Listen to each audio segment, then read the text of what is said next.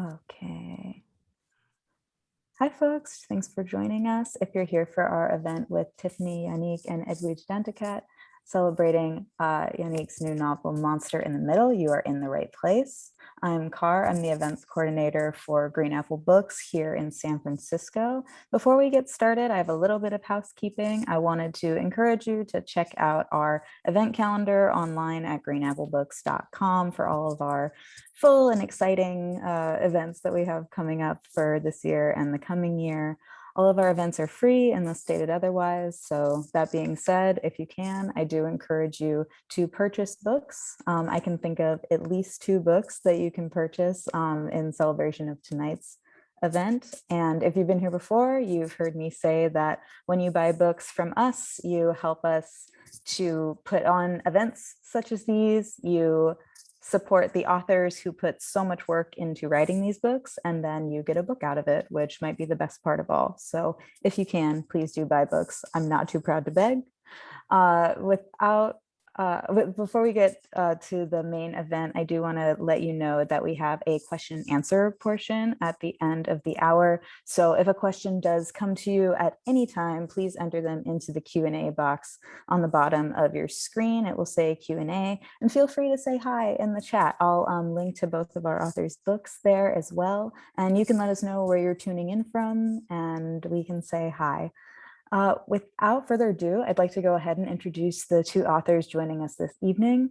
First is Edwidge Danticat, who's the author of several books, including Breath, Eyes, Memory, The Dew Breaker, Claire of the Sea Light, as well as The Art of Death. She's also the editor of The Butterfly's Way, Voices from the Haitian Diaspora in the US. She has written several books for young adults and children, as well as a travel narrative, After the Dance. She is also a 2009 MacArthur Fellow and a 2020 winner of the Vilcek Prize. Her most recent book, Everything Inside, is a 2020 winner of the Story Prize and the National Book Critics Circle Fiction Prize. She is a member of the American Academy of Arts and Letters. Please do welcome Edwidge Danticat. And last but most certainly not least, Tiffany Yanique is the author of the award-winning novel Land of Love and Drowning, as well as the poetry collection Wife, winner of the 2014 Center for Fiction First Novel Award and a National Book Foundation's 5 Under 35 honoree. She also received a Rona Jaffe Award and a Fulbright Scholarship. Her short fiction has been published in the New Yorker and anthologized in the Best American Short Stories 2020. Originally from the Virgin Islands, she now lives in Atlanta, where she's a professor at Emory University, and her novel, Monster in the Middle, is the reason we're here tonight. So please do welcome Tiffany Yanique. Thank you for having me. Thanks. Hello, good evening, everyone. Thank you for joining us. And congratulations, Tiffany, on your beautiful book, which we'll talk about tonight. But before we start talking, thank you, Car, thank you, Green Apple Books. Thank you again, all of you, for coming. Tiffany is going to read a little bit to us, and then we'll jump into the conversation and start thinking of your questions, because we will also have a Q&A at the end. Edwidge, thank you so much for hosting this for me. It's an incredible honor, since you're one of my favorite writers, period. And before we went live, we were actually sort of joking about how sometimes when you've written a couple of books and you're like mid-career, that one book can be the book that your fans kind of attract to. And I listened to Car, thank you, Car, reading your list of books, and I didn't hear The Farming of Bones, which is actually my favorite. Yeah, and the one I teach the most. So, you know, maybe you have a lot more variety and, you know, a lot of different loves, actually, that people gravitate towards. I'm so excited to be here and to read to you guys. Monster in the Middle was out just 2 days ago. So it's exciting to be chatting to folks who are perhaps in San Francisco or maybe all over the world. I am just going to read from the opening. It's just a page long, And the opening is written in the epistolary form, so it's a letter. And I like to think of the epistolary form as it's like maybe one of the oldest forms of fiction that we have as a human culture. Because people were lying back then too, and they were like writing these letters to each other. Oh, it's so beautiful here, and mom is doing well, even though mom was on her deathbed. You know, like they were making things up then. And my novel is very much about forms and about different kinds of fictions. So this is the beginning of the novel, and it's a letter, and it's called Love Letter. Dear Loves, when you fall in love, you will be certain that it is something special about that other person. Isn't that what the songs on the radio make us think? Or maybe you will be smart enough to know it's also something special about you, because that is what the therapists on TV get paid to help you understand. Am I right? You already know that you will bring baggage into this new love thing because it's modern times and you've heard the term baggage. But baggage is not the most of it, you know, we know. Because listen, sweet ones, you are not falling in love with that one person. It's that you're bringing it all. You're bringing us. It's like how them old-timey folks used to say that when two people get married, it's two families coming together. Or another way to understand it is that when you meet your love, you're meeting all the people who ever loved them, who were supposed to love them, but didn't love them enough, or hell, didn't love them at all. You feel where this is going, my loves? Please pay attention, knuckleheads, because it's going regardless. Love your parents. So beautiful.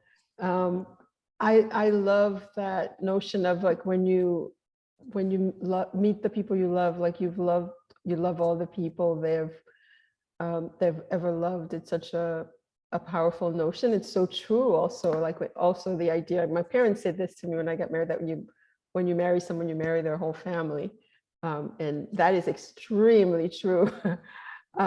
So I want to jump in on this this notion of love, that because you have written a love story but it's a love story on so many levels. And you open with this epigraph from Vivian Gornick, put romantic love at the center of a novel today, and who could be persuaded that in its pursuit, the characters are going to get something large. So your book deals with love in a way, like one of the characters at some point says love as an awful feeling, but love is like, it's like Baldwin's love as a struggle, love as a war. So have you always wanted to write this kind of love story? And why this particular one? So a big inspiration for the book was this challenge that Vivian Gornick's very brilliant and beautifully written book of literary criticism called The End of the Novel of Love posits that romance novels can only really be trashy now, and that we can't really do romantic love in serious literary fiction. She might actually say that that's not her argument, but that's kind of what I took away from it. The idea that, you know, we had Jane Austen, but that for whatever reason in our modern times now, we have an understanding as readers or as general populace that romantic love is not the thing that's going to uplift us and get us to something, as she says, large. And I wondered, like, as a writer, I felt that was a challenge. I was like, wait, you don't think that that could happen in fiction? I mean, she was talking about fiction writing. And I thought, well, that sounds like a challenge, as a gauntlet. And I thought I would pick it up. So it was a very sort of nerdy, originally like response to her work, just wanting to engage with her and kind of talk back to her. But it turns out, I think that maybe unbeknownst to me, or maybe I did know, but I would never have said this out loud, is that I always write romance novels. I mean, it I think it turns out that it's a big part of my work. I would never have said I write romance novels because I wanted to be taken seriously as a fiction writer. And we don't think that romantic love is serious business in our culture. And I thought that sounds like some bullshit, actually, because what is more serious than who you choose to give your soul, your body over to? Like, this is serious business we're talking, actually. Like, who do I choose to have a family with? Who do I choose to have children with? Who do I choose to share my life with? These are maybe the biggest decisions that we make as an individual. And if we aren't treating it seriously, then maybe that's a problem with the culture. And maybe a problem with how we've been writing about romantic love in fiction. And I would say maybe especially for Black characters, who often find, things that are sexual or of the body of romance in our novels are often incredibly traumatic in a lot of our novels. And so I thought, well, what would it mean to have romantic love be part of what can get you to something large? And there will be traumas along the way because we are individuals and we're people in the world.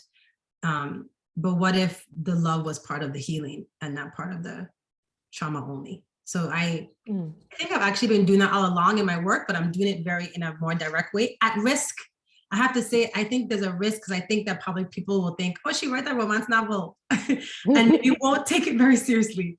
But I'm writing it hopefully with all the same level of attention to language and character development.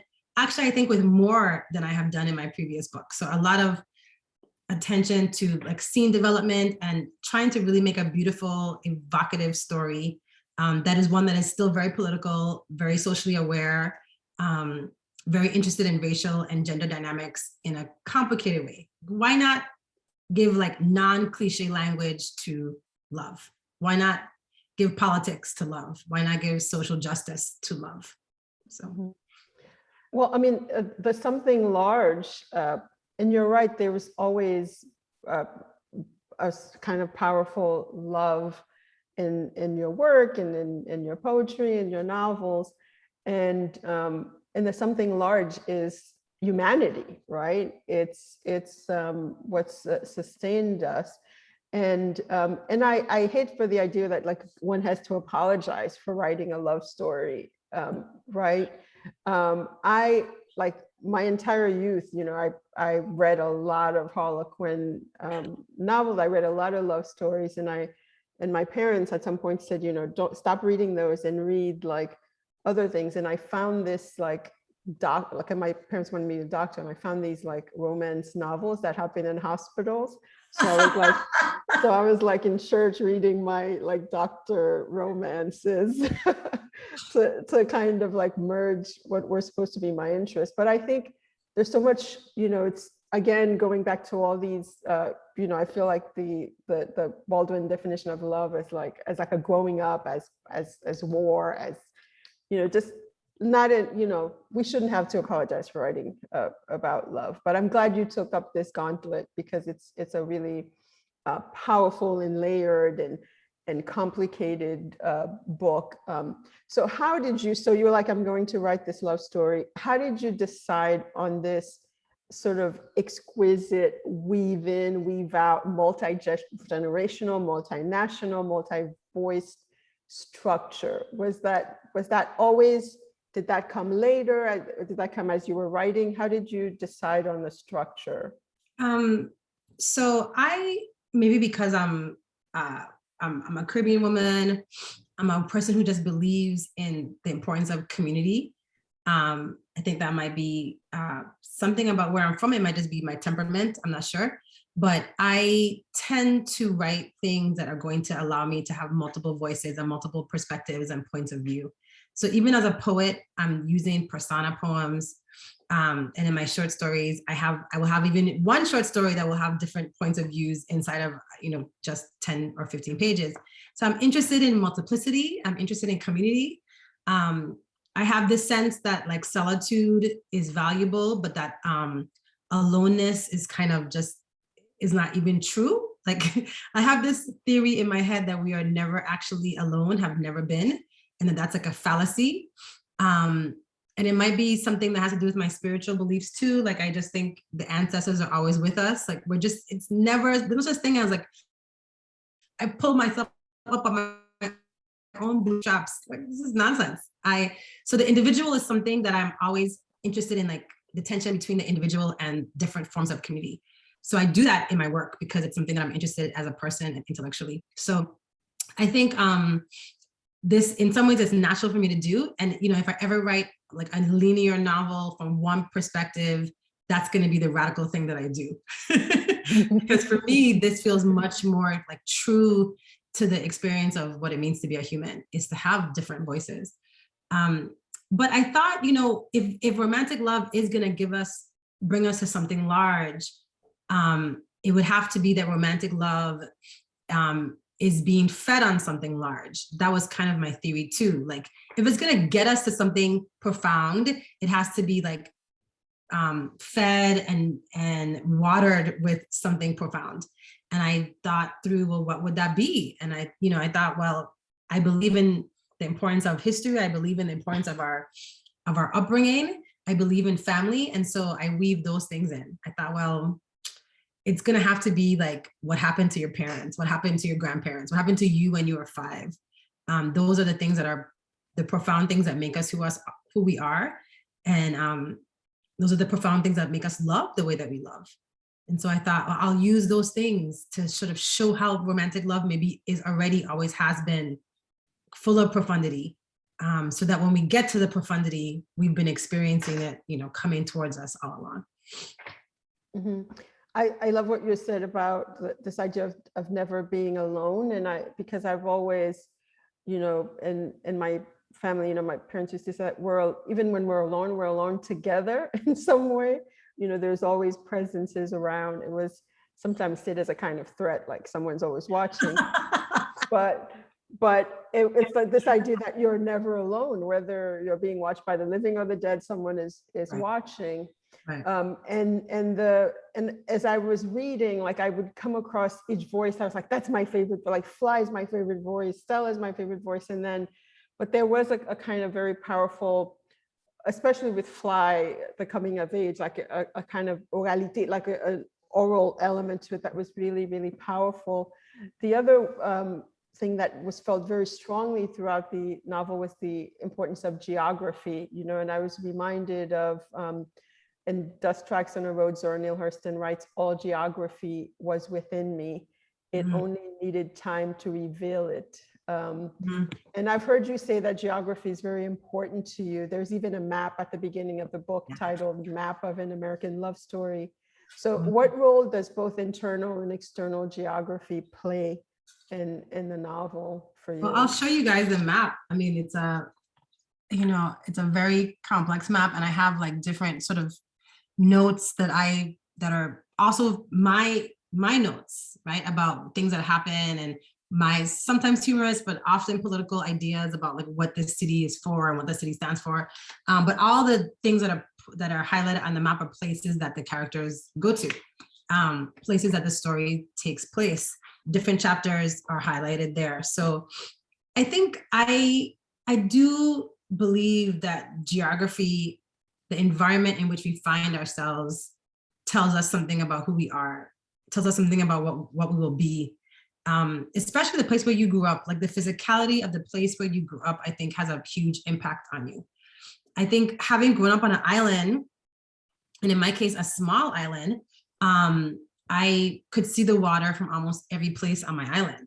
So I had a really strong understanding of the importance of water, the importance of the sea as a place that nourished us, gave us food, as a place that we went to for fun, for joy. I actually was home in the Virgin Islands just this morning. I'm now in Atlanta. But I was home in the Virgin Islands celebrating the homegoing funeral for a family member. And, I missed this part because I wanted to get back home to my kids and also get back home for this. But after the funeral was over, everybody went to the beach because that's what you do in a small place that's surrounded by water. You also get married on the beach. You also get baptized on the beach. So I think, like, what does it mean to be a person that's raised in a place like that, that I have an understanding of the water and the beach as a place where all of life can happen. So what happens when I'm in a landlocked place is I'm not sure where life is. I have different anxieties about where to find like intimacy and like joy, right? So I have to rediscover that or find like new ways. So I think like your geography is yourself. And I actually open up Stella's section of the book, which is halfway through, with a quote from Jamaica Kincaid, who's a huge inspiration on me and on this book in particular. And in her book, The Autobiography of My Mother, Kincaid writes this quote, and it is, the meeting of people and place. You and the place you are from are not a chance encounter. It is something beyond destiny. And I think that's true. I think that's true for me as a person, but I also think that's true for me as a fiction writer. So when I write fiction, I pay a lot of attention to the space and to building in the environment. I try to do it in a way that resists all the racial and ethnic cliches. So you're not going to see a whole lot of palm trees in my Caribbean. A whole lot of coconuts don't show up. I'm not going to have a lot of taxi cabs just because I'm in New York. So we try and resist the cliches, but I do want to think like the person who's in the space, how are they experiencing the space, and what does that space, tell us about them and the experience of their humanity. Your description of the beach, the sea, reminds me of a scene in the book in Ghana at the Door of No Return, where there are very different reactions between the characters based on where they come from, right? Their different positionality of Blackness, like also who they are personality-wise. But the book, one of the things that I feel like the book is trying to explore also is the role of Africa in the Caribbean imagination, right? As the characters are experiencing it here. Is this also a love story between Caribbean Blackness and African-American Blackness and Latinx Blackness?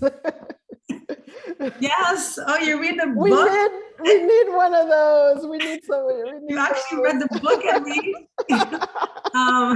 Thank you. Yes, it's a love story about what it means to be American. And it's a love story between different versions of Americanness. And in particular, it's a love story between how we understand our Africanness and our Americanness when we are Black people in America. And so I'm using two genealogies, a Caribbean genealogy. The one character, Stella, I trace her ancestral history. She's from the Caribbean. And the other character, Fly, I trace his history, his genealogy, and he's from the American South.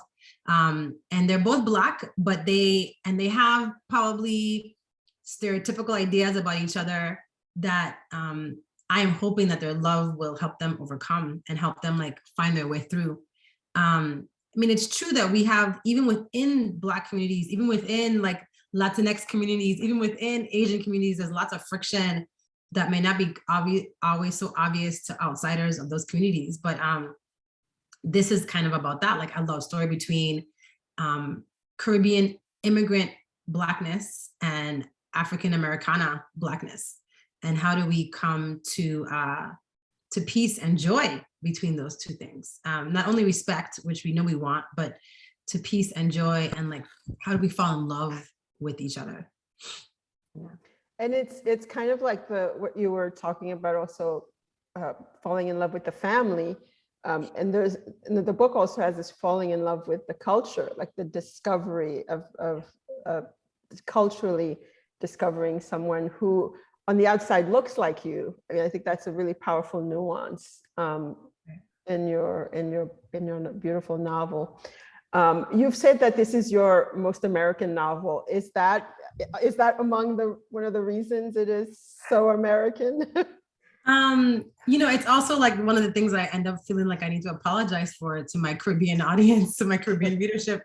It's a very American novel. My first novel, Land of Love and Johnny, was really about me thinking through my Virgin Islands identity. That also had a love story at the center, although it wasn't so much about the love story, but there was one there. And that the Virgin Islands is a very peculiar place. You know, we are in the Caribbean and we are West Indians. We understand ourselves to be.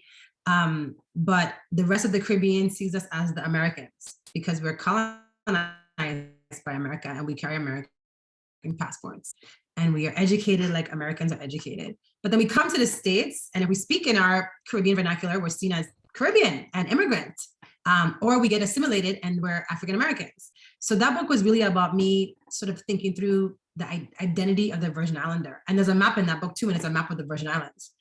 This book, I wanted to think through the part of the Virgin Islands identity that is actually American. Like, what does it just mean to be an American? It turns out that I've been in America in the States for, you know, most of my life at this point.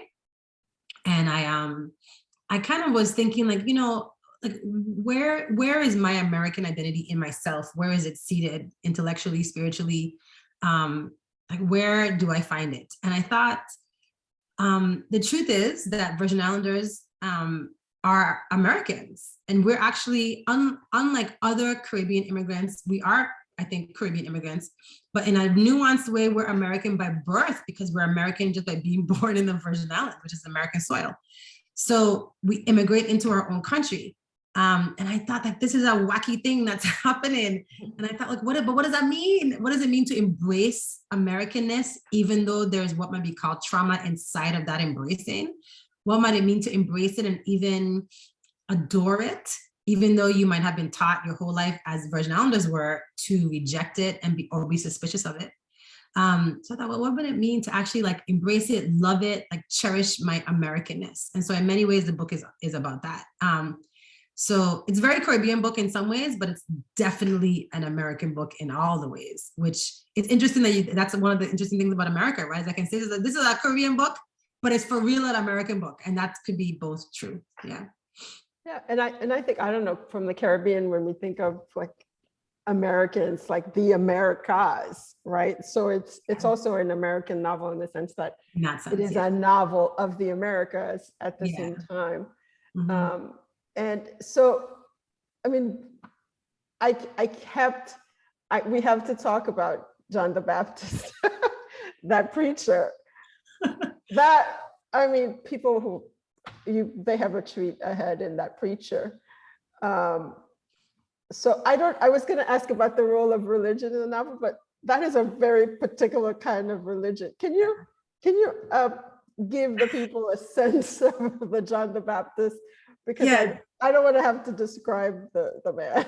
Yeah. So when Fly is a young kid, he's playing marbles with his cousins, and Pastor John the Baptist shows up in God's caravan, and he's basically driving a Dodge Caravan that he's renamed God's Caravan, and he preaches from the back of the Dodge. And his preaching is very unusual. First of all, he's preaching to a bunch of kids who are playing marbles in the dirt. So that's already unusual. Like, what is that about? But he also speaks in, in sort of slightly prophetic language. Like he says, one of the first things he says to them is, "You are not the future," which is a very strange thing for the kids to hear. They're like, "No, we're the future. The children are our future," right? Yeah, Whitney Houston said so. We're the future. And he says, no, you are spirits from the past. He said, yeah, you've come to save us from this present, actually. And the children are like, okay, what does that mean? And they're like, this guy is strange. So they pay attention to him. And then he starts singing what we might call, or what was called, coon songs. Where he sings things like "Coon on the Moon," which is a real song. That is a real song. Yeah, I mean, all the songs that he sings are real songs. And he also sings in this kind of form of music that is called like shock rock, where he just says crazy, outlandish things. It was very popular in the 40s and 50s. He says crazy, outlandish things, but there's like a truth and a spiritual and philosophical element behind of it. But the craziness is to kind of get your attention, and then he gives you some knowledge underneath it. So the kids go home and then they end up bringing their dads, their grandparents, eventually their families come, and everybody is really into Pastor John the Baptist. Yeah, I mean, this is music ministry at its most unusual. Yeah, the songs are the choice of songs are quite interesting. But what's great about it is that he also makes it possible for Fly to become a person of faith, like faith as rebellion, which is not a way that I've seen even spirituality presented, like traditional Christianity as a kind of as a rebellion, which because spirituality is so layered, there's so many elements of it too, in these Americas, in the Caribbean. How did you see this as sort of like as an outside force coming in, or something something organic to the world of the novel? Well, the novel is so much about religion also. I feel like I could tell you the novel is about this and this and this, and it would all be, I mean, it took me a long time to write the novel, so it's very layered with a lot of different themes that I'm really hoping that the reader will take away from. You know, I want the book to be the kind of book you could read multiple times and still be discovering new things. Those are my favorite, you know, those are the ones that I teach, because I could keep on teaching them and they keep renewing me in some kind of way. In this case, religion is throughout the whole book. Actually, we begin the book not with John the Baptist, but with two characters who are part of like a sort of cult in California that are running from the California earthquake.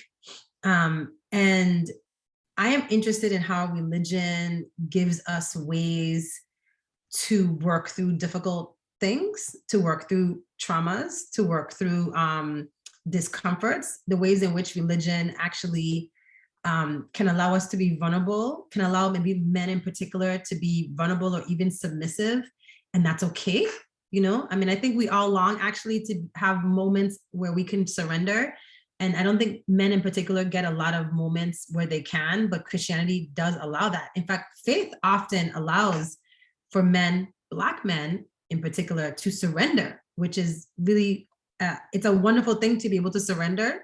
And I think Black people in particular are often not allowed to, because we're not safe if we do, but we can be safe when we do that, you know, for Jesus. In Fly's case, well, he's not even Fly until he meets John the Baptist. And John the Baptist is the one who christens him Fly. And for Fly, his dad has been jumping around religions his whole life. And that feels really destabilizing for Fly. And so choosing one particular faith system, in this case, a kind of evangelical Christianity is what he chooses. Baptist is a way to rebel against his parents who are jumping around from faith systems. So his dad is like sometimes Hindu, sometimes Black Jewish, and this kind of, but he's like, I'm just gonna stick here, and that will piss my parents off, which it does. But it's also, you know, it's a very complicated rebellion because it's a conservative rebellion for him, and one that brings him some shame at times, and makes things sort of hard for him as he gets older. Yeah, and it also speaks, I think, John the Baptist and Fly's interpretation, and even the way he's introduced to other people through the church, it's kind of, you know, speaks to the way that Black people have remade the church for themselves, the songs, and have made their version of the gospel. The book is also could be a book about art, like you're saying, all the different things in the role of art, and you know that. There's also a very interesting exploration of wanting to be an artist and trying to pursue that. And I won't give it away, but before I take questions from the audience, I wanted to ask you, so we traveled several decades, and, you know, across many continents through this love story. But the book also comes close to the actual moment, right? It starts with this road trip that you mentioned in 1989, and then the summer of 2020. we're just emerging from this moment. When I read things from 2020, I feel like it was like written yesterday because because of how 2020 was. How was it? I know you've been working on this book for about 14 years. And then how was it writing the end of it so close to this moment, especially such a colossal moment with both COVID-19 and the summer that 2020 was following the murder of George Floyd? Like, how is it like wrapping up your book in 2020? I know. And you know how this goes, like, normally you finish a book, you finish a novel, and it doesn't come out till a year later after post-production and they do all this stuff.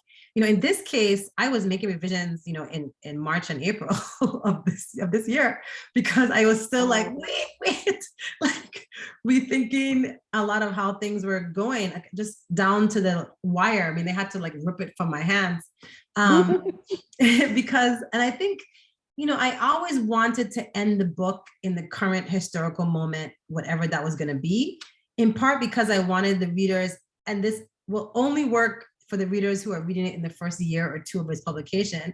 But I did want readers who read it, some readers, the ones who read it in the first 2 years, to experience the book as their now also. So that the characters now is also their now. So when we see the characters' histories like rushing towards them, we can also, as readers, experience, well, how is my history always rushing towards me, like right now? Like if this is now, how is my now also being impacted by history? And so as the book moves forward, I mean, I'm touching upon really important historical moments in American history, the San Francisco earthquake, the swearing in of our first female Supreme Court justice, things that as a collective, as a community, we were all like looking at and paying attention to, the Challenger explosion, the Princess Diana like getting married, like things that all of us were on the TV or on the radio, like experiencing as a collective American community. And I wanted to think, well, how does that affect our now, like who we are right now, like how we read that, how we understood those stories, how we experienced those stories, how our families told us to think about those stories. How did they, impact us now? So, I mean, I think 2020 will be something that like my children and I will be talking about, like my kids are small. And I mean, a lot of their earliest memories are going to be about being homeschooled by me, and like on a screen. And I think that's going to affect who they become in the world, and there'll be a whole generation of them that will call something, and it will be because it will be related to COVID-19 and the life that they had from 2020. And some of us are still living that life, Yeah. I always tell my girls, I said, if you have children and they have children, your grandchildren will be like, Grandma, why are you always washing your hands? Exactly. Like you'll have some like some what's with the hand sanitizer, Grandma? Yeah, exactly. What's up with that? Oh yeah. But the book did have so many markers that I felt where it was like about building community, right? Like I was like, oh, I was there with the Challenger. Like her, I wasn't watching in the classroom, but so I think that we don't just get to 2020 as a common experience. We have common experiences all along throughout the book, which prepares us for that, the big one, if you will. We have a question in the chat that I will read to you. CW is asking if there are novels that are romantic without being labeled as romance novels. And I think we've established that we don't have anything against romance novels. We both love them. But are there some that inspired you for your own book? I would say that there are not many. I mean, I think there are romances I'm talking about when I say there are tons of romance novels, but they're not often I want to be careful when I say this, but they're not often written with this kind of serious literary attention that I want to write with. I mean, I hope Danielle Steele never hears me say this about her, but I read a ton of Danielle Steele as a kid, but you know, it was the same book every time, just different characters, right? And I don't want to write that kind of book. I want to write a book that's always like fresh and is doing something new with humanity. So there are not a lot of books that we call like, you know, high literary fiction that take on romantic love as their main theme. It might be part of it, but it's not usually the whole of it. I had a lot of influences on the novel for the novel and stories format that I picked for Monster in the Middle, because it's each chapter is a self-contained story. Edwidge's books were a huge model for me. But also lots of other women of color have written like the novel and stories, which I think there's maybe a reason for that maybe we could talk about that in a second. So I had a lot of places that I went to for that. But when it came to writing a whole book about romantic love, I went to Gabrielle Garcia Marquez because he almost always is writing also about romantic love. And there are a few exceptions, like The General in His Labyrinth, a few exceptions that are not about romantic love, but his books are often about romantic love. I mean, Love in the Time of Cholera is one of his most famous books. It's my favorite one. And the whole book is about people falling in love, you know? But even his, you know, the one about his melancholy horrors, I can't remember what the full title of that one, but also a love story. And so I feel like I went to him, but I went to Love in the Time of Cholera in particular as an influence. Like, how do you write romantic love in a serious, like gorgeous, uncliched, political, socially charged kind of way? And that book was a huge influence on me. I even used that book and the opening line of that book to dictate the form of one of the chapters in the novel, because I wanted to really highlight that influence on the book. Yeah, no, definitely yay with Marquez. And it's always this sort of really complicated, super complicated kind of love, and with that flow of amazing language. It's just, yeah, that's a great, wonderful example. The second question, another question is, love that you have a consideration for how your book will be read now and how readers will interpret in the future.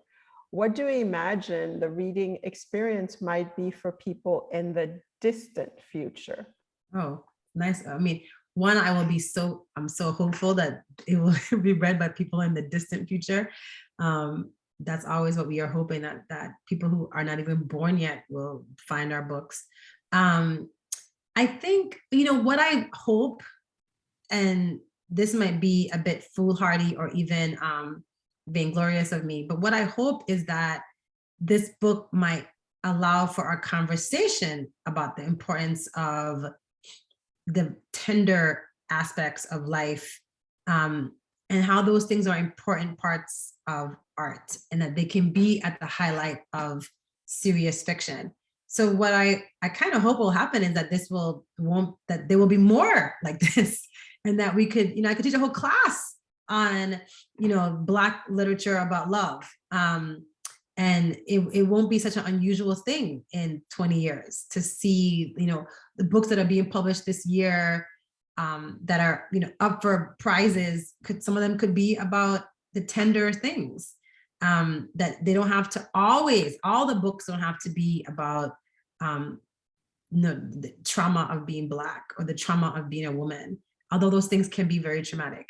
And those things are in the book too, but that's not what the book is about, right? So I hope that this is part of a conversation, and that future readers will maybe even take it for granted that this was an unusual thing to be happening in 2021. Mm-hmm.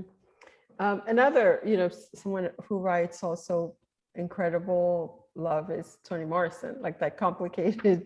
No, that's true. Love. Yeah. No, that's true. Like Sula, and it's, yeah, that is true. Do we think about her as those books as romantic though? Like, let's think. Oh, and that's That's true. I mean, it's right? I mean, there's like, some romance, like Beloved has the with Paul D. yeah, It's like yeah. as much, it's like romance and as much romance as you can manage, right? Yeah, yeah, Um, yeah. I mean, I think her books are also love stories, like to like the people, right? I mean, her love is like a love story to Black people, to her family, to womanhood, right? So in some ways, like I think she's always writing about love, a sisterhood, like parents and children, and motherhood is a big part of her books too, right? That particular kind of love. But I would say even in the Morrison, like when we think about Beloved, we're thinking about the mother and the daughter more than we're thinking that's about, true. right? With her and Paul D. Yeah. Yeah. But I was always partial to that kind of impossible love, I guess. Because you were reading Harlequin novels. That's Like, where is the romance? Yeah. Well, speaking of that, is there there's a lot of, what scholars, I guess, would call intertextuality in your novel. Like you mentioned the Kincaid and Marquez, where you actually have citations of there, and Vivian Gornick, we went, and then you also, there's quotations from the Bible, then Greek mythology. So are these mentor texts for you, or books that you were in conversation with while writing your novel? I would say for this novel, these were books that I wanted to be in conversation with, really. And I highlighted them in the novel because I wanted my reader to experience that intertextuality, and to be aware that this book is also not alone, that this book is not a solitary object. It is with others, it is in conversation, it's not alone. So I wanted to highlight that too, that as an artistic project, the novel itself is really just like tied to other novels and to other writers. I wanted to make that really, really clear. The Greek mythology is, I don't ever actually quote from Greek mythology, but the whole book is kind of based on some aspects of the myth of Theseus and the Minotaur, the labyrinth that Theseus has to go to find the Minotaur and fight the Minotaur. In that case, that's the monster in the middle of Greek mythology, anyway, of the Theseus myth. So I'm playing with that too, although maybe I do actually mention it actually later in the book, but nobody ever, I don't quote it in a direct way, but it's sprinkled throughout. But there's also Ellison, and The Invisible Man is a really important text for the book that I'm in conversation with. I have very complicated feelings about The Invisible Man as a book. And so I wouldn't say that it's a mentor text, but I would definitely say that I am talking to Ellison, and I'm listening to him and responding to him. And that this book is in many ways a conversation with the Invisible Man. Yeah. Okay. Yes, I always remember Toni Morrison was saying "invisible to whom" about the title. Yeah. So before we wrap up and bring Car back, so what's next for you? That's like the dreaded question. I have to say, I don't dread that question, because part of why my books take me a long time to write, like this book took me, 14 years, is because I'm always working on multiple projects. It's not like I'm working on one. I mean, if that was the case, I would already be 70 years old, right? Because I mean, Monster in the Middle took me like 14, but Atlanta of Drunk took me 11, Wife took me 7. So I mean, how that could make sense, right?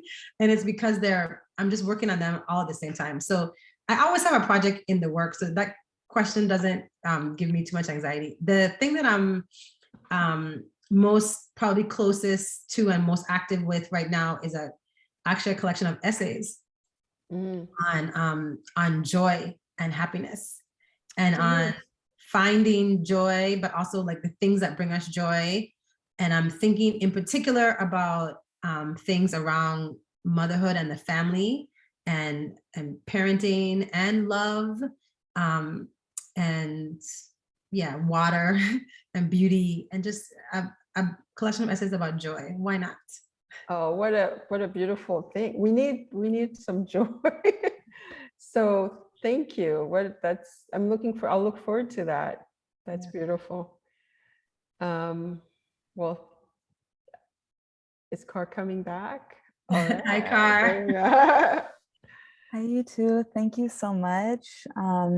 Edwidge, thank you so much for your skillful introduction into Tiffany's reading, and also for your great moderation. And Tiffany, thank you for sharing your voice with us in your reading, and just for this lovely conversation between you two. Thank you so much. And I would be remiss if I didn't show the folks this beautiful book once more, and encourage you folks, if you haven't yet picked it up, you won't be sorry. So I would recommend that you do. And thank you again, all of you, for joining us, and thank you to you both as well. It was a really lovely talk. Thank you. And can I say something? Like, please support our independent bookstores and get the book from Green Apple if you can. You know, like, it's easy to go on Amazon right now and do that, but let's support Green Apple and buy Edwidge's books and my book from Green Apple. Yeah. Ditto. Yes. Thank you. Thank you, everybody. Thank you. Thank you. Bye, Tiffany. Thanks. Bye. Good night.